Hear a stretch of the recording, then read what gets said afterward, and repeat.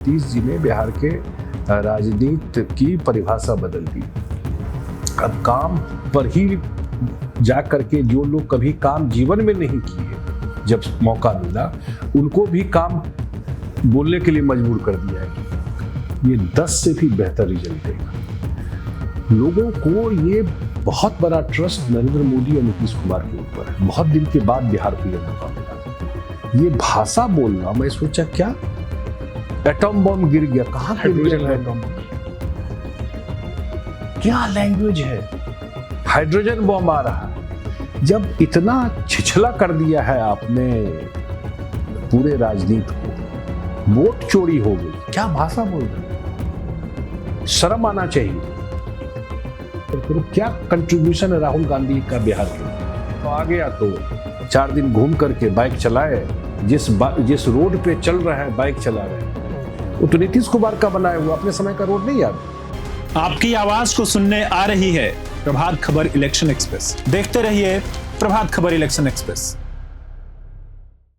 बिहार में चुनाव की हलचल शुरू हो गई है। राहुल गांधी और तेजस्वी यादव की SIR मतदाता गहन पुनरीक्षण के विरोध की जो यात्रा थी सोमवार को समाप्त हो गई। दूसरी सभी पार्टियां, NDA नेशनल डेमोक्रेटिक अलायंस, सभी पार्टियों ने अपनी तैयारी अपने स्तर से शुरू कर दी है। NDA का जिला रैली चल रहा है, सभी पार्टियों के घटक दलों के प्रदेश अध्यक्ष जिलों में जा रहे हैं, प्रधानमंत्री की भी यात्रा हो रही है, मुख्यमंत्री नीतीश कुमार जिलों में जा रहे हैं और जो प्रगति यात्रा की जो योजनाएं थी उसका उद्घाटन और शिलान्यास कर रहे हैं। हमारे बीच हैं जनता दल यूनाइटेड के राष्ट्रीय कार्यकारी अध्यक्ष संजय कुमार झा जी। संजय कुमार झा जी, आपका बहुत बहुत स्वागत है। हम लोग चुनाव को लेकर चर्चा करेंगे कि बिहार में इस बार का चुनाव आखिर मुद्दा क्या है, इस बार NDA किस मुद्दे को लेकर जनता के बीच में जाएगा। देखिए, बिहार में 2005 से ही जो सबसे बड़ा काम मुझे लगता है नीतीश जी ने किया कि उन्होंने नैरेटिव बदला चुनाव का। चुनाव डेवलपमेंट के इश्यूज पर डिबेट कीजिए, उस पर हम लोग के काम को चैलेंज कीजिए, हम लोग के काम को हेल्दी चीज है, क्रिटिसाइज कीजिए और डेवलपमेंट के मुद्दे पर उन्होंने वो चुनाव को ले गए। वो कभी जात धर्म पे चुनाव को नहीं ले गए, जो बिहार में यही पैटर्न रहता था। 2005 से परिस्थिति बदली या 10 के बाद तो बिल्कुल 2010 से डेवलपमेंट ही नैरेटिव बना। नहीं तो अगर ये डेवलपमेंट नैरेटिव नहीं होता नीतीश कुमार जी मुख्यमंत्री नहीं बनते। नीतीश कुमार जी बिहार के 20 साल से मुख्यमंत्री हैं, उसका सबसे बड़ा रीजन ये है कि लोगों ने डेवलपमेंट का स्वाद चख लिया, एक ट्रस्ट बिल्ड हुआ पॉलिटिकल लोगों के ऊपर। नेता कुछ बोल के जाते हैं और वो काम होता है, वो पहली बार बिहार में लोगों ने देखा और उन्होंने डिलीवर किया। तो डेवलपमेंट ही मुद्दा रहा है। और 25 में मुझे व्यक्तिगत रूप से लगता है और मुझे लगता है करेक्ट ही लगता है कि बिहार का एक बेस तैयार हो गया। और ये चुनाव इसलिए इम्पोर्टेंट है, मैं कुछ जगह बोला हूं ये बात, कि ये चुनाव सिर्फ 5 साल सरकार बनाने का चुनाव नहीं कि अगले 5 साल सरकार बनेगा। ये चुनाव तय करेगा कि अगले 25 साल में बिहार कहाँ खड़ा होगा। जो नींव नीतीश कुमार जी ने रखी, जो काम उन्होंने किया, उसमें एक बड़ा जंप लेने का टाइम आ गया है बिहार के लिए। उसमें एक विश्वास हम लोग को इसलिए है कि डबल इंजन की सरकार है, सेंटर का भी बड़ा सपोर्ट है, जो 2 बजट आया है उसमें भी रिफ्लेक्ट किया है। और अभी आप इंडस्ट्रियल पॉलिसी देखे होंगे बिहार सरकार का, वो अनपैरेलल इंडस्ट्रियल पॉलिसी है। और ये टाइम आ गया है, अगर 10 साल पहले बोलते कि उद्योग लगा दीजिए, नहीं लग सकता था बिहार में। आज बोलेंगे तो यस, लोगों को ट्रस्ट है, लोग वेट कर रहा है रिजल्ट का। ऐसे कहीं ना कहीं माइंड में ये भी है कि जो पुराने लोग थे जिनकी वजह से सारे उद्योगपति भाग गए यहाँ से, या कोई इन्वेस्टर नहीं आता था बिहार में, तो वो मुझे लगता है कि अगला जो 5 साल है वो अगले 25 साल का पूरा नैरेटिव सेट होगा अगले 5 साल के काम से। और उसमें खास करके इन्वेस्टमेंट है, इंडस्ट्री है, उसका हमको लगता है मेजर थ्रस्ट रहेगा। अभी सरकार ने जो महत्वपूर्ण और बड़े फैसले किए हैं, विपक्ष का ये कहना है कि ये नकल की जा रही है हमारे ही जो डिमांड्स थे, हमने जो कहा था कि हम सरकार में आने पर ये सब लागू करेंगे। और दूसरी बात कि इन फैसलों का आपको क्या लगता है चुनाव में ये किस हद तक गेम चेंजर साबित होने? देखिए, भगवान ना करे उनका नकल हमारी सरकार को करना पड़े। उनका नकल का तो इतिहास 15 साल का है, उसी की बात करेंगे ना। जब बिजली ही नहीं था तो उनका क्या नकल करेंगे? उनके समय में बिजली नहीं था। जो लालटेन लेके घूमते हैं ना, तो पूरा प्रदेश को लालटेन प्रदेश बना के रखे हुए थे। आज हम लोग बिजली 24 घंटा दिए हैं, तब बोले हैं कि 125 यूनिट बिजली मुख्यमंत्री जी ने माफ किया। पहले भी सब्सिडी देते थे, ध्यान रखिएगा, 15,000 करोड़ सब्सिडी था। सब हम लोग कम दर पे बिजली देते थे और खेती में तो बिल्कुल मिनिमम देते थे। तो उसको उन्होंने 125 यूनिट बिजली फ्री कर दिया। उसको जोड़ा किससे? ये ध्यान रखिए, ये फ्री बीज नहीं है, फर्क है सब चीज में। उन्होंने जोड़ा इसको कि 3 साल में हम सोलर पैनल प्रमोट करेंगे लगाने के लिए, कि सोलर पैनल से लोगों को बिजली मिले। उन्होंने जोड़ा इस चीज को। जब नीतीश कुमार जी की सरकार थी तो वृद्धावस्था पेंशन 200 रुपया था, 200 रुपया था। तो 200 से 400 की और 400 से 1100 की। अब ये क्या बोलते हैं, क्या करते हैं, तो ये जाने।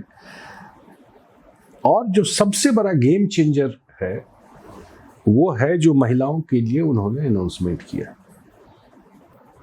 अब 10,000 वाला जो अब जीविका दीदी स्वयं सहायता समूह किसका बनाया हुआ?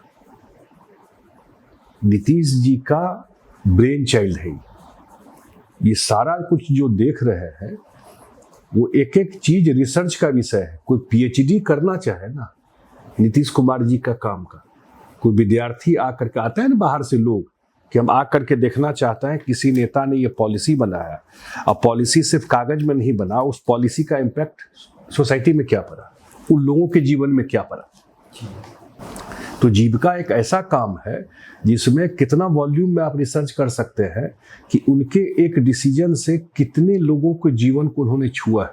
और ध्यान रखिएगा, ग्रामीण परिवेश की महिलाएं, ध्यान रखिएगा कि सोसाइटी में बिल्कुल डाउन ट्रॉडन सोसाइटी से वो लोग आती है, और उस सोसाइटी से आ करके महिला और सामाजिक रूप से पिछड़े वर्ग से आकर के उनको जो आवाज दिया, उनको जो ताकत दिया, वो जितना कॉन्फिडेंस से बात करती है, कोई जाकर के बात करे, ये अनपैरेलल है, अनहर्ड है, नहीं देश में नहीं हुआ होगा ऐसा चीज।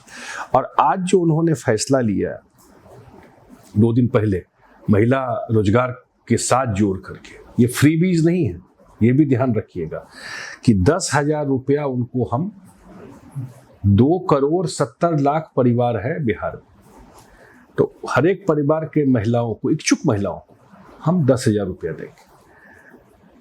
और मेरे ख्याल से सितंबर से मुख्यमंत्री जी देना शुरू कर देंगे, और ये 2 लाख तक हम सपोर्ट करेंगे कि वो 10,000 उनको देंगे। और कल को वो प्रपोजल भी भेजे, और उसमें जैसा उनका प्रोजेक्ट आएगा, काम आएगा, उसमें और हम सरकार 2 लाख तक सहयोग करेगी। अब अगर इसमें से 50% भी, मुझे तो लगता है कि जितना महिलाओं का मैं रुझान देखता हूं तो 90% महिलाएं इसमें फर्दर काम करना चाहेंगी। अगर 50% महिलाएं भी इस पूंजी को लेकर के अपना रोजगार में, एक्टिविटी में, चाहे वो गाय पाल ले, बकरी पाल ले, दुकान खोल ले, कुछ भी, कोई एग्रीकल्चर में कुछ काम कर ले, अगर उन्होंने अपना कोई रोजगार शुरू कर दिया, तो आप समझ रहे हैं बिहार के जीडीपी का क्या हुआ। जीडीपी, रूरल इकोनॉमी कितना बड़ा ट्रांसफॉर्म करेगा। तो ये सारा डिसीजन गेम चेंजर है। सरकार रहेगा तो हम कहेंगे चुनाव आ गया, तो चुनाव आ गया तो 5 साल से तो इतना काम जो हम लोग करते रहे, तो उसी काम का लेकर जाएंगे लोगों के बीच में ना, या आगे 5 साल हम क्या करेंगे वो लोगों के बीच में लेके जाएंगे। तो मुझे लगता है कि ये जो अभी 2-3 डिसीजन हुआ है, इसका बहुत बड़ा प्रभाव समाज पे है, और मेरे ख्याल से मुझे एक जरूर बात बोलना चाहिए कि नीतीश जी ने बिहार के राजनीति की परिभाषा बदल दी। अब काम पर ही जा करके जो लोग कभी काम जीवन में नहीं किए, जब मौका मिला उनको भी काम बोलने के लिए मजबूर कर दिया है कि तो यही है सबसे बड़ी बात। इसी को हम आगे बढ़ाते हैं। जैसे 2005 में न्याय यात्रा के दौरान आप भी घूम रहे थे, तो उसमें सुशासन, गुड गवर्नेंस एक मुद्दा था। 2010 में भ्रष्टाचार मुद्दा आया, 2015 में 7 निश्चय बना, 2020 में 7 निश्चय पार्ट 2 बना। तो 2025 में सरकार का फोकस क्या होगा, जैसा आपने कुछ बताया भी, और हम एलोबरेट। देखिए, एक तो 5 का इसलिए मुद्दा जरूरी है कि आदमी को अपना इतिहास नहीं भूलना चाहिए, क्योंकि मैं 2005 में भी बहुत घूमा हूँ, दोनों चुनाव में, न्याय यात्रा में ही और फरवरी के चुनाव में भी। जी, नाइट शो फिल्म नहीं चलता था। ये सब ट्रुथ है बिहार का। 5 बजे शाम के बाद बहुत लोगों को परेशानी होती है जब नीतीश जी ये बात सब बोलते हैं, लेकिन वही लोग फिर वही लोग हैं, फर्क नहीं हुआ है। वही समर्थक, वही वर्कर, वही लोग, वही आरजेडी, कांग्रेस भी साथ में सरकार में था, कांग्रेस कोई अलग नहीं था, साथ में सरकार में था। वही लोग थे जब सारे उद्योगपति बिहार छोड़कर भाग गए। ये वही लोग हैं जिनके समय में जितना क्रिमिनल है वो ऐसा हाल बिहार का कर दिया था कि 5 बजे शाम के बाद नहीं निकल सकते। यही लोग ना है भाई, क्या बदल गया इनका। लेकिन 4 चुनाव में जो हम लोगों ने कहा, सबसे बड़ा मुद्दा जो मुख्यमंत्री जी ने कहा है कि अगले 5 साल में 1 करोड़ लोगों को नौकरी और रोजगार देंगे जी। और आप जानते हैं कि उन्होंने प्रॉमिस किया है, आज तक नीतीश कुमार जी ने जो वादा किया जनता से, वो वादा पे हमेशा खड़े रहे। टाइम से पहले कोशिश किया काम पूरा करने का, ऐसा कोई वादा नहीं किया जो नहीं कर सकते थे। सिर्फ फॉल्स प्रॉमिस जो कहते हैं ना चुनाव में, वो उन्होंने कभी नहीं किया। और ये मुझे लगता है कि मैं इसलिए कहा कि ये अगला 5 साल, अगला 25 साल बिहार कहाँ खड़ा होगा वो तय करेगा। यही कोर बात मैंने बताया कि बहुत दिन के बाद डबल इंजन की सरकार बनी है और कहीं न कहीं बिहार का भी एक प्रेजेंस से भारत सरकार में वो इम्पोर्टेंट हो जाता है। और आपने देखा कि इस बार के बजट में भी 2025 में जब बहुत सारा सपोर्ट बिहार को किया गया, एडिशनल सपोर्ट जो 60-70 हजार करोड़ रुपया के आसपास है, तो कांग्रेस के लोग बोले कि लगता है कि ये बजट बिहार का बजट है, केंद्र का बजट नहीं। तो ये एक सहयोग, ये हर एक महीना प्रधानमंत्री जी बिहार आ रहे हैं तो कुछ न कुछ बिहार को एडिशनल सपोर्ट मिल रहा है उससे। तो वो एक टाइम आ गया है, क्योंकि हर एक चीज का एक समय होता है। तो बिहार में उस समय भी 5 में भी सीएम और नहीं कुछ बोलते थे। मुझे आज भी कैंपेन याद है कि सरकार रूल ऑफ लॉ, कानून का राज स्थापित करूंगा। बार बार लोगों ने पूछा, पत्रकारों ने, मुझे याद है कि और क्या क्या कीजिए, बोले कानून का राज स्थापित करो। उनको पता था कि कानून के राज से ही सब जुड़ा हुआ है। कानून का राज स्थापित होगा तो रोड भी बन जाएगा, कानून का राज स्थापित होगा तो स्कूल भी ठीक हो जाएगा, कानून का राज स्थापित होगा, वही उनका मूल मंत्र था और उसी मूल मंत्र पर आज तक वो काम किया। और बात 19-20 चल सकता है, लेकिन कभी भी वो कानून के राज पर कभी कॉम्प्रोमाइज नहीं किए, कभी अलाउ नहीं किए बिहार में। अब उनका ट्रैक रिकॉर्ड 20 साल का।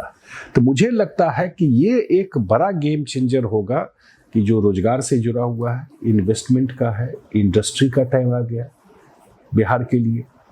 एग्रीकल्चर में इन्वेस्टमेंट है, इंडस्ट्री आना, मखाना बोर्ड जैसा चीज होने वाला है। तो मखाना बोर्ड आता है, इसको उतना मतलब मत लीजिएगा। मखाना बोर्ड मतलब पूरा नॉर्थ बिहार के इकोनॉमी को ट्रांसफॉर्म करेगा। बोर्ड का मतलब क्या, बिहार में अभी तक कोई बोर्ड नहीं है। उसका पैकेजिंग, मार्केटिंग, दुनिया भर का लिंकेज, कहाँ कहाँ भेजा जा सकता है, और प्राइवेट प्लेयर्स को इन्वॉल्व करना इसमें, जो आ करके उसको प्रोक्योर करें उस चीज़। और मैं आपके माध्यम से इम्पॉर्टेंट चीज़ बता देता हूँ कि आने वाले समय में बहुत सारे बड़े बड़े कंपनी मखाना में आ करके उस नॉर्थ बिहार, मिथिला क्षेत्र में इन्वेस्ट करने के लिए आ रहे हैं। तो ये एक बड़ा चीज है। या अभी भी आप उद्योग में जो पॉलिसी आया है, तो वो देश में लोग सरप्राइज है कि इतना बढ़िया पॉलिसी आया। हाँ, मुझे लगता है कि आप देखिएगा कि आने वाले समय में बहुत सारा इन्वेस्टमेंट उस क्षेत्र में आपको दिखाई पड़ेगा। एनडीए के भीतर जो घटक दल हैं, उनके नेताओं के बीच कुछ ऐसे बयान आते हैं जिससे ये ऐसा लगता है कि वहाँ भी बहुत कुछ, सब चीज़ अच्छा नहीं है। तो एक तो मसला है टिकट बंटवारे का। 2020 का अनुभव हम सब लोगों के सामने है। हम लोगों ने देखा है कि कैसे चिराग पासवान अलग हो गए थे और फिर उसका नुकसान आप लोगों ने ऑन रिकॉर्ड कहा है, सारे पार्टी भी मानती नहीं है कि इसका नुकसान हुआ है।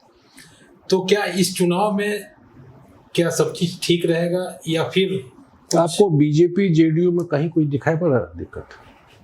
हमको तो नहीं लगता है। घटक दलों की बात कर रहे हैं, बाकी हाँ, मैं बता रहा हूँ। और लोकसभा में भी हम लोग जिस हिसाब से लड़े, लास्ट तो वही साथ लड़े 2024, तो नॉट टिकट के लिए कोई विवाद हुआ और इतना कोहेसिव अलायंस था कि सब एक दूसरे के सीट पर जाकर के मदद की। उसके बाद 4 बाई इलेक्शन हुआ। 4 बाई इलेक्शन हुआ, उसमें से 4 में 3 सीट हमारा नहीं था। एक सीट ऐसा था जिसको हम 30 साल से नहीं जीते थे। पूरे अलायंस इकट्ठा होकर के काम किया। रिजल्ट आपके सामने है। अभी हम लोगों का विधानसभा सम्मेलन चल रहा है जी। आज तक एनडीए का विधानसभा सम्मेलन नहीं हुआ था। तो पांचों दलों को नेता उस सम्मेलन में जा करके कार्यक्रम कर रहे हैं। तो वहाँ अगर विधानसभा में पांचों दल के नेता जा रहे हैं तो जमीन तक की अलायंस बिल्कुल इकट्ठा है, कहीं कोई इशू नहीं। तो ये लेकिन आप एक साथ जब रहते हैं तो स्वाभाविक है, चुनाव में हर एक पार्टी का अपना इच्छा रहता है सीट ज़्यादा या जो भी लड़ने का, उसमें कोई गलत नहीं है। लेकिन अल्टीमेटली सबको अपना पता है कि हम किसका क्या स्ट्रेंथ है, क्या वो है, और जब एक साथ बैठते हैं तो वो रिजॉल्व हो जाता है, वो बहुत इशू नहीं होगा।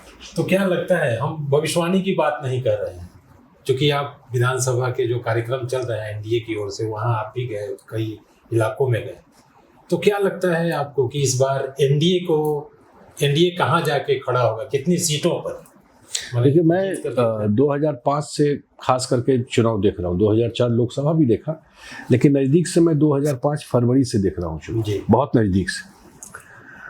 और 2010 भी देखा। मुझे याद है कि 2010 में जब जो प्रभारी बीजेपी के हैं वो लोग आए थे और नीतीश जी जो है वो बता रहे थे, मुझे आज भी याद है कि वो लोग बोल रहे थे कि 150 160 सीट आएगा, और नीतीश जी बोले कि नहीं, हमको लगता है कि 180 से 200 सीट टच करेगा। मैं पुरानी बात कर रहा हूँ, 15 साल पहले। और एक अंडर करंट दिखाई पड़ रहा था। मैं जो अभी घूम रहा हूँ और खास करके इन सब कार्यक्रमों में गया हूँ, ग्राउंड स्वेल है, ये 10 से भी बेहतर रिजल्ट देगा। लोगों को ये बहुत बड़ा ट्रस्ट नरेंद्र मोदी और नीतीश कुमार के ऊपर है। बहुत दिन के बाद बिहार को ये मौका मिला, और ये मौका बिहार इस पर नहीं चूकना चाहता है। नीतीश कुमार जी की जब से सरकार बनी, कभी फ्रेंडली सेंटर नहीं था। वो अपॉर्चुनिटी बिहार को नहीं मिला एक सपोर्ट का। बहुत दिन के बाद ये मौका मिला। हम इसलिए मैंने पहले ही कहा आपको कि ये 5 साल का सरकार बनाने का नहीं, अगले 25 साल आगे कहाँ बिहार खड़ा होगा। आज जो भी लोग वोट करते हैं वो ठीक बात है। अब इतना लोगों को समझ है, वो अपना जब वोट डालने जाते हैं तो अपना भी और अपने बाल बच्चे का भी भविष्य सोच के जाते हैं। उनको पता है कि उनके अब जनरेशन के लिए, आने वाले जनरेशन के लिए कौन लोग सही है, कौन गड़बड़ है, कौन सही काम करेगा, कौन गड़बड़ कर। ये क्लैरिटी है लोगों में, कोई कंफ्यूजन नहीं। तो वोटर बाहर में बहुत तरह का स्पेकुलेशन होता रहता है, या मैं देखता हूँ दिल्ली के लोग, मीडिया वाले घूम करके वहाँ स्पेकुलेट करते रहते हैं, लेकिन ग्राउंड रियलिटी कुछ और रहता है। बिहार में लोग अब पीछे मुड़ के नहीं देखना चाहते। जो नीतीश कुमार जी ने बिहार के लोगों को, अब मैं तो अब बहुत जगह लोगों को बोलता भी हूं कि भाई ऐसे लोग, आई एम ऑन रिकॉर्ड, ऐसे लोग, क्योंकि ऐसा तो नहीं कि सब लोगों ने वोट नीतीश जी को दिया, लेकिन काम वो सबका किए, काम सबका किया। उन्होंने कभी फर्क नहीं किया। न जात धर्म के नाम पर उन्होंने कभी, कोई भी बिहार में हो उसको ये नहीं लगा होगा कि ये मेरी सरकार नहीं। ये सबसे बड़ा चीज उन्होंने किया। और इसलिए मैं लोगों से अपील भी करता हूं कि जो लोग आज तक नीतीश कुमार को वोट नहीं दिए, कभी अपने अंतरात्मा में भी झांक कर देखिएगा, एक मौका है इस बार। तो भाई इस चीज को, कुछ लोग होंगे ना ऐसे जो नहीं दिए, लेकिन अपने आंख से तो देख रहे हैं चीजों को, ऐसा तो नहीं कि नहीं देख रहे हैं, अपने आंख से देख रहे हैं उनके किए हुए कामों को। तो एक बार तो बनता है, ऐसा तो नहीं। संजय जी, हम लोग बात चुनाव की कर रहे हैं, तो अभी राहुल गांधी और तेजस्वी यादव की यात्रा, वोटर अधिकार यात्रा चली, समापन भी हुआ, तो क्या इसका इम्पैक्ट क्या लगता है? जैसे आप मिथिलांचल को भी आपने देखा, पूरे बिहार को देखा, उधर भी उनकी यात्राएं गई, गुजरे राहुल गांधी, तो इसका क्या इम्पैक्ट? मुझे समझ में भी नहीं आता है कि ये लोग एजेंडा कैसे तय करते हैं। मैं तो अभी बताया कि बिहार में रोजगार का, इन्वेस्टमेंट का, इंडस्ट्री का, कानून व्यवस्था, क्या काम हुआ है, सब बताता रहा। पूरे बिहार में SIR कोई मुद्दा है लोगों में? हम लोग भी इतना घूम रहे हैं, पार्टी का इतना मैंने मीटिंग किया, पूछा अपने पार्टी के लोगों से कि भाई कहीं तुमको लगता है, आप लोगों को लगता है कि कहीं गड़बड़ है वोट में, तो बताइए एज ए पार्टी, हम लोग इलेक्शन कमीशन में जाके बात करेंगे जी। खुद मैंने दो मीटिंग पूरे बिहार में अपने जिला अध्यक्ष और विधानसभा प्रभारी सबके साथ किया, या हमारे प्रदेश अध्यक्ष लगातार मीटिंग करते रहे, या हमारे पार्टी के अन्य लोग भी फील्ड में जाते रहे। तो हम लोगों तो कहीं मुद्दा नहीं दिखाई पड़ा। ये भाषा बोलना, मैं सोचा क्या एटम बम गिर गया, कहाँ गिर गया एटम बम? क्या लैंग्वेज है, हाइड्रोजन बम आ रहा है। जब इतना छिछला कर दिया है आपने पूरे राजनीति को, और बिहार के लोग बहुत स्मार्ट है, ये ध्यान रखना चाहिए। इसलिए ये तो मुझे मुद्दा कहीं दिखाई नहीं पड़ा। वोट चोरी हो गई, क्या भाषा बोल रहे, शर्म आना चाहिए। ईवीएम का विरोध करता है, इसी बिहार में बूथ लूटा जाता था। ईवीएम आया तब गरीब लोगों को वोट देने का मौका मिला, अब वोट चोरी हो गई। SIR है क्या? 3 ही क्राइटेरिया है भाई, कि जो लोग का डेथ हो गया उसका नाम डिलीट कर दीजिए, जो लोग यहाँ से परमानेंट शिफ्ट कर गए उनका कर दीजिए, या एक से ज्यादा जगह आपका वोटर लिस्ट में नाम है तो वो कर दीजिए। और आपको लगता है कहीं गलत कट गया है तो आप लिख के उसका जो भी प्रमाण दीजिए, वो ठीक हो जाएगा। उसको उसमें कॉपरेट करना चाहिए था। नीचे तो हम लोग घूम रहे हैं, कोई मुद्दा नहीं है। और ये सब करते हैं, उसको क्या बोलते हैं, पॉलिटिकल पर्यटन। राजनीतिक पर्यटन भी एक होता है ना, कि चुनाव आ गया तो कुछ जैसे संविधान खतरे में 2024 में कर दिया, उसी तरह चल कर करो। क्या कंट्रीब्यूशन है राहुल गांधी का बिहार के लिए, कांग्रेस सरकार से लेके बाद में, या क्या लेना देना है बिहार से? चुनाव आ गया तो 4 दिन घूम करके बाइक चलाए, जिस रोड पे चल रहा है, बाइक चला रहे हैं, वो तो नीतीश कुमार का बनाया हुआ, अपने समय का रोड नहीं याद है। अगर ये रोड नीतीश कुमार नहीं बनाए रहते तो ये बाइक से यात्रा कर पाते क्या बिहार में? निकल पाते? ये कानून व्यवस्था, सड़क, बिजली ठीक नहीं होता तो यात्रा कर पाते ही बिहार में? आपको लगता है कि जो 24 जून से प्रक्रिया शुरू की इलेक्शन कमीशन ने, और जिस बड़े पैमाने पर ये पूरी प्रक्रिया होनी थी, उसमें इलेक्शन कमीशन के कम्युनिकेशन में कह सकते हैं, या पारदर्शी तरीके से जिस हिसाब से इस पूरी प्रक्रिया को अंजाम तक पहुंचाना था, उसके चलते भी काफी भ्रम और ना। इसकी पहले भी जब 2003 में हुआ तो 1 महीना में ही दिया गया था टाइम। अगर आपको कोई इशू, आप क्यों नहीं, इलेक्शन कमीशन जब बार बार बोल रहा था कि नीचे अगर गलत हुआ है तो आप प्रमाण के साथ दीजिए, तो और बीएलओ के साथ मीटिंग किया, आपको पूरा डॉक्यूमेंट शेयर कर दिया हर एक पार्टी को, हर एक जिला में, तो आप करते हैं इस चीज को। ऐसा तो कहीं कुछ है नहीं। अगर एक डिटेल लिए हुआ है तो इट्स ए गुड इनिशिएटिव ना। बोगस वोटिंग नहीं हो, कोई चाहेगा कि बोगस मरे हुए आदमी से वोट कराना है क्या? बोगस वोटिंग नहीं, उसमें क्या गलत है? अगर एक्साइज 1 महीने का था पूरा, आपको पता है कि हम लोग जो एक्साइज किए थे कास्ट सेंसस का, कितने दिन का था? 1 ही महीने का था।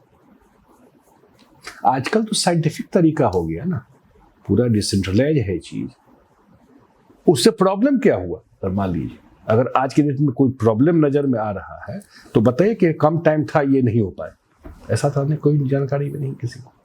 तो ये हम लोग माने कि आप कह रहे हैं कि उनकी यात्रा जो वोटर अधिकार यात्रा थी उसका कोई इम्पैक्ट, पॉलिटिकल कोई इम्पैक्ट नहीं। आप बताइए ना, किस वोटर, किसका अधिकार दे रहे हैं? नीतीश कुमार जी 4 बार से मुख्यमंत्री हैं, तो क्या लोगों के चोरी के वोट से मुख्यमंत्री हैं? ये क्या बोलना चाहते हैं? कौन वोटर अधिकार यात्रा? ये गरीब गुरबा की ही पार्टी है, उसी के मुख्यमंत्री हैं वो। तो नीतीश कुमार का उनका अधिकार, वोटर अधिकार, क्या बोल रहे हैं?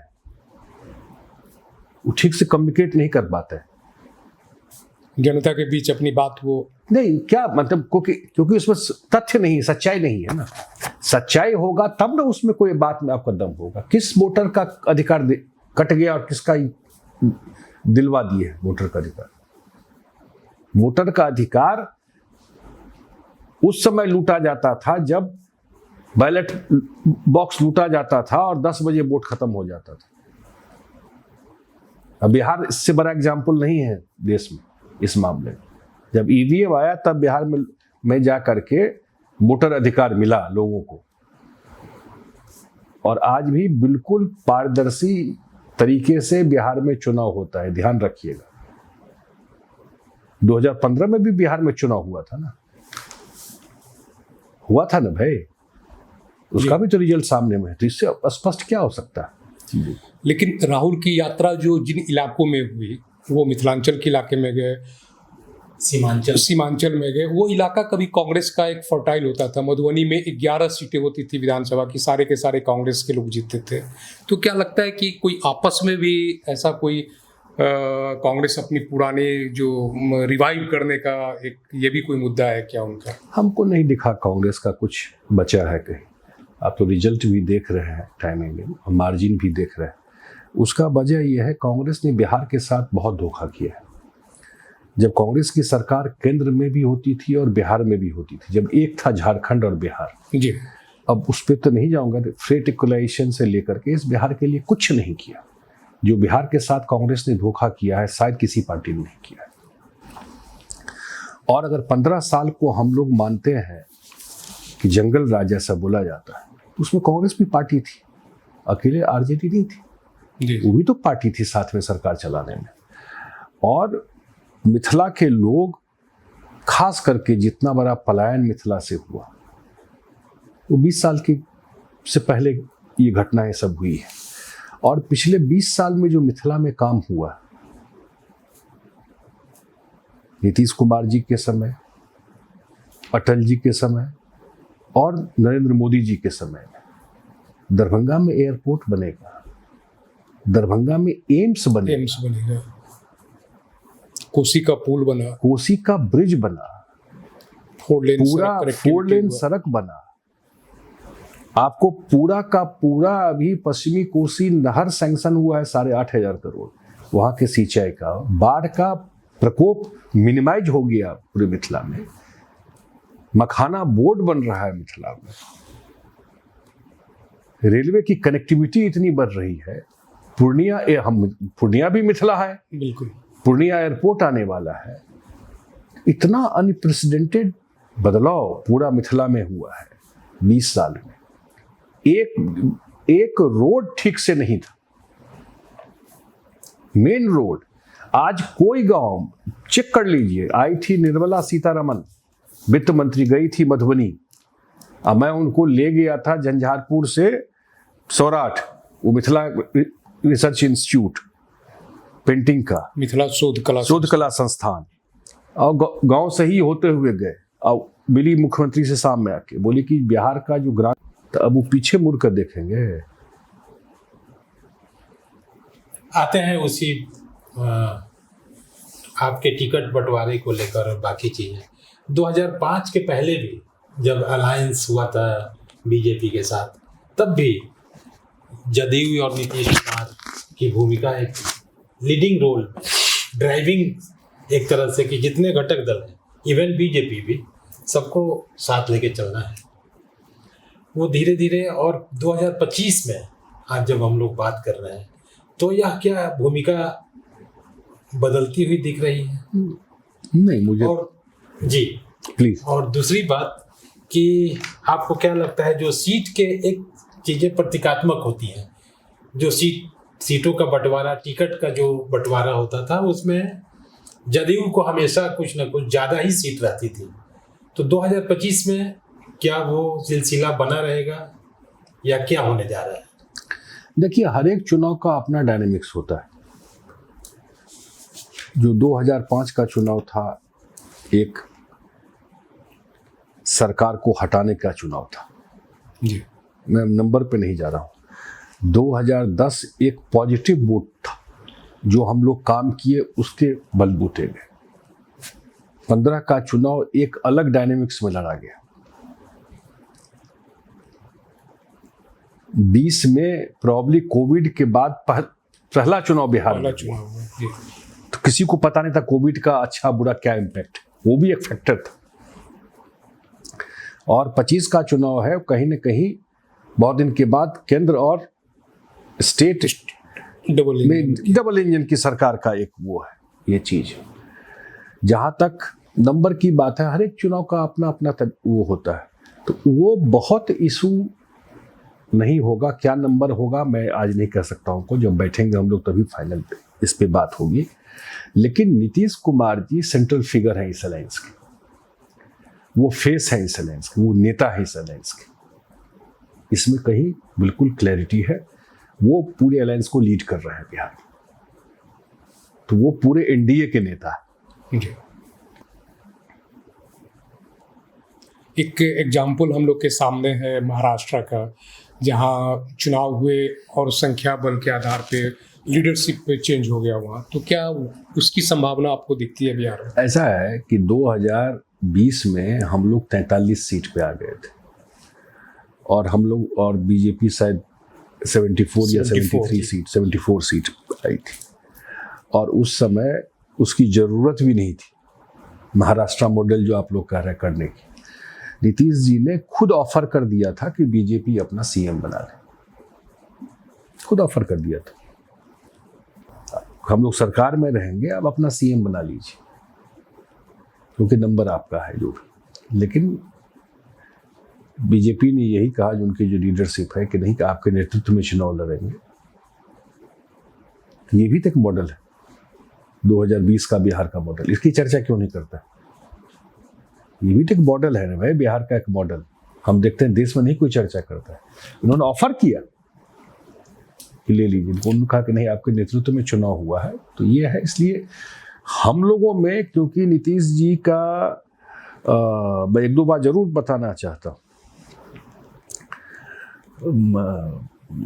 जब अलायंस हुआ था बीजेपी जेडीयू का शुरुआती दौर की, मैं उन्हीं की बात कर रहा हूँ जब चर्चा में बात करते हैं, तो एक ट्रस्ट, म्यूचुअल ट्रस्ट ज़्यादा जरूरी है किसी अलायंस में, आपसी विश्वास ज़्यादा जरूरी है। तो मैं नंबर की बात नहीं कर रहा हूँ, वो काम करने की बात हो, साथ चुनाव लड़ने की बात हो, वो ट्रस्ट उनका बीजेपी के साथ हमेशा रहा शुरू से, और वो आज भी है, वो ट्रस्ट, वो विश्वास है। तो वो कहीं आपस में हम लोगों का कोई कन्फ्यूजन, सबसे बड़ी क्लैरिटी है बिल्कुल।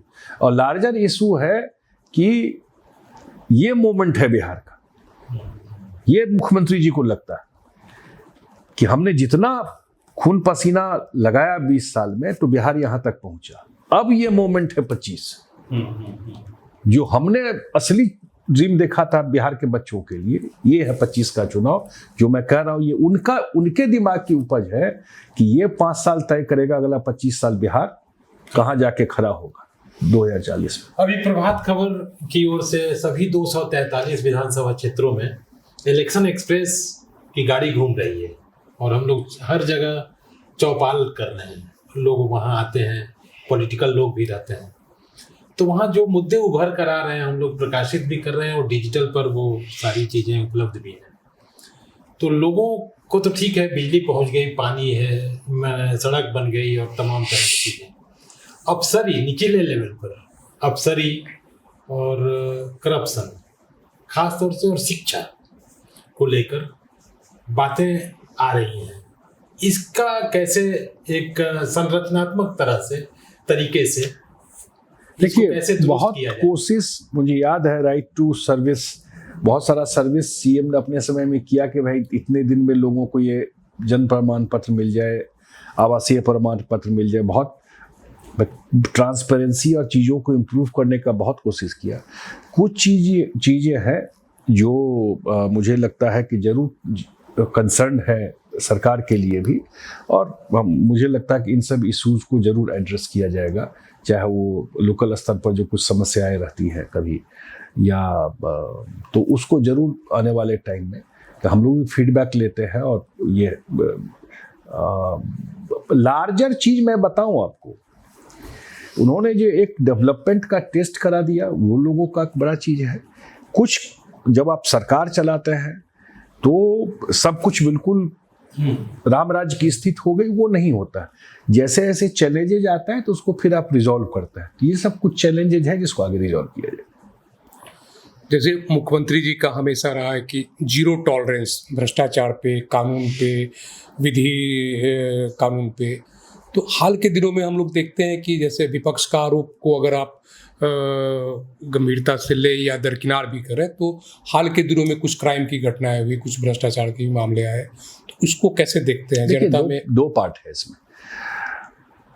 क्राइम तो मैंने भी कहा कि क्राइम फ्री सोसाइटी दुनिया में कहीं नहीं हुआ, लेकिन जिस क्राइम की चर्चा जो मैं देखा कि कुछ लोग इसको चैनल की बात कर रहा हूँ हाइप कर रहे थे, अगर उसके तह में जाइएगा 2-4 घटनाएं मेजर जो सुर्खियों में रही वो घटनाएं। एक तो जब घटना हुई तो कितने समय में घटना को क्रैक कर दिया गया। मुझे लगता है 148 से 72 घंटे में सारा घटना क्रैक भी हो गया और जो घटना में इन्वॉल्व थे पकड़े गए, निष्कर्ष पे पुलिस पहुंच गई। मैंने कहा ना क्राइम कहीं अब भाई भाई में हो जाता है झगड़ा एक दूसरे पर। मैक्सिमम डिस्प्यूट जमीन का है। मुख्यमंत्री शुरू से जमीन का कागज ठीक हो उसमें लगे हुए हैं, तो उनको लगता है कि मेजर झगड़ा उसी वजह से होता है। एक, क्या बिहार में ऑर्गेनाइज क्राइम है? नहीं है। क्या बिहार में रैंसम किडनैपिंग को लेकर के पिछले 20 साल में हुआ? नहीं हुआ। क्या बिहार में कोई जातीय और कोई धार्मिक दंगा हुआ? नहीं हुआ। क्या बिहार में पिछले 20 साल में हार्डली कभी एक आध जगह, 2 जगह, 4 जगह कहीं लगा हो एक आध दिन कर्फ्यू? 20 साल में कहीं कुछ हुआ? नहीं हुआ। 20 साल इज अ लॉन्ग टाइम, बहुत लंबा समय होता है। वो भी बिहार जैसे वोलेटाइल थिकली पॉपुलेटेड स्टेट में, पॉपुलस स्टेट है उस स्टेट में। और तो मैंने कहा ना डे 1 से इनका रिजॉल्व था कि कानून का राज, इसलिए कोई क्राइम हुआ है तो उस पर एक्शन हुआ, पकड़ा गया है। कभी भी पॉलिटिकल पैट्रनेज किसी भी क्रिमिनल को इस सरकार ने नहीं दिया, किसी को भी अलाउ ही नहीं किया। कोई नहीं हिम्मत कर सकता है कि बंदूक का नाल निकाल करके या गाड़ी में बैठ करके निकल जाए। आज भी पटना में 10 बजे रात में, 11 बजे रात में आपको आइसक्रीम खाते हुए लोग मिल जाएंगे। यही ना पैरामीटर होता है जज करने का। तो इसलिए मुझे लगता है कि वो इशू नहीं है। करप्शन पर भी सरकार में अगर एक्शन हुआ है तो सरकार ही ले रही है एक्शन ना। बिहार सरकार के ही जो यूनिट है, जो भी करप्शन से रिलेटेड जो विजिलेंस की टीम है, वही लोगों ने एक्शन ले रही है। तो सरकार सजग है, मुख्यमंत्री 100% जीरो टॉलरेंस पे कायम बिल्कुल कर रहा है। हमारे पाठक और दर्शक ये जानना चाहते हैं कि जैसे अब 1 महीना रह गया, जैसे लग रहा है कि 30 सितंबर को SIR की फाइनल रिपोर्ट जारी होगी और अक्टूबर के फर्स्ट वीक में चुनाव की घोषणा हो सकती है, नोटिफिकेशन होगा। एनडीए के बीच में, घटक दलों के बीच में आपसी बातचीत कब शुरू होगी? सीटों का बंटवारा कब होगा? उम्मीदवार कब सामने आएंगे? एक चीज बताइए कि लोकसभा का जब चुनाव हुआ तो आप लोगों को आइडिया लगा कि सीट पे हम लोग कब बात कर लिए, कब सीट अनाउंस हो गया? तो ऐसे ही ये कैसे आइडिया है कि बातचीत नहीं हो रही है? होमवर्क जारी है। तो इसलिए सारा सडनली आपको लगेगा कि सब कुछ फाइनल होकर के सब लोग आकर के उसको अनाउंस कर कुछ चुनाव को अगर देखें तो बिहार में 2 ही कोण थे चुनाव के, एक एनडीए, दूसरा महागठबंधन। प्रशांत किशोर वो भी काफ़ी एक्टिव हैं अभी इन दिनों बिहार में, और उनकी ओर से एक कोशिश ये चल रही है कि हम तीसरा कोण बनाएं। उसमें वो पलायन, रोजगार, शिक्षा, इन सब चीज़ों को लेकर आ रहे हैं। आपको क्या लगता है कितना इम्पैक्ट डाल पाएंगे ये जन स्वराज? तो मुझे नहीं, मैं जो समझ पा रहा हूँ या जो मैं घूम रहा हूँ लोगों में, तो चुनाव आते आते ये चुनाव बाइपोलर चुनाव होगा, बाइपोलर ही चुनाव होगा। एनडीए वर्सेस जो भी महागठबंधन है उसी का चुनाव होगा। जो लोग वोट के दिन निकलेंगे वो या तो वो एनडीए के पक्ष में निकलेंगे या जो उनके समर्थक उसके पक्ष में निकलेंगे। और लार्जली लोग, हम जो मुझे दिखता है, कोई वोट अब वेस्ट नहीं करता है, एक बर्बाद नहीं करता। हाँ, मतलब ये है, और उसी पक्ष में निकलेंगे। और लोगों का ट्रस्ट क्योंकि हम लोग ने डिलीवर करके दिखाया है जी, ये चीज़ रेटरिक नहीं है, हम लोगों ने डिलीवर किया है, काम किया है। और आज भी अगर लोगों के बीच में जाएंगे तो अगर हम लोग कोई बात कहते हैं, मैंने एनडीए अलायंस कोई बात कहती, नीतीश कुमार कोई बात कहते हैं, तो लोगों का 1000% ट्रस्ट हो उनके बात पर है कि ये बोल रहे हैं तो ये काम होगा। इसलिए मुझे नहीं कोई बिल्कुल एनडीए के पक्ष में चीजें दिख रही हैं सब। जी, जनता दल यूनाइटेड के कार्यकारी अध्यक्ष श्री संजय कुमार झा जी से हम लोग बात कर रहे थे, और इस बातचीत में वो एक तरह से इत्मीनान भी लगे, वे आश्वस्त भी हैं कि जो हमारे कामकाज, सरकार का कामकाज रहा है, उसके आधार पर 2010 की तुलना में उससे भी ज़्यादा सीटें मिलने जा रही हैं। तो बेहतर प्रदर्शन होगा, ऐसा उम्मीद है। हम लोग चुनाव को लेकर दूसरे दलों के नेताओं के साथ, राजनीतिज्ञों के साथ हम लोग फिर हाजिर होंगे। तब तक हमें दीजिए इजाज़त, हमारे सहयोगी मिथिलेश जी और अभिषेक जी को, और हम अपने मेहमान संजय जी का बहुत बहुत आभार जाहिर करते हैं कि आप इस कार्यक्रम में शामिल हुए, इसके लिए आपने समय निकाला। बहुत बहुत धन्यवाद। प्रभातखबर.com, विश्वास वही, रफ्तार नहीं।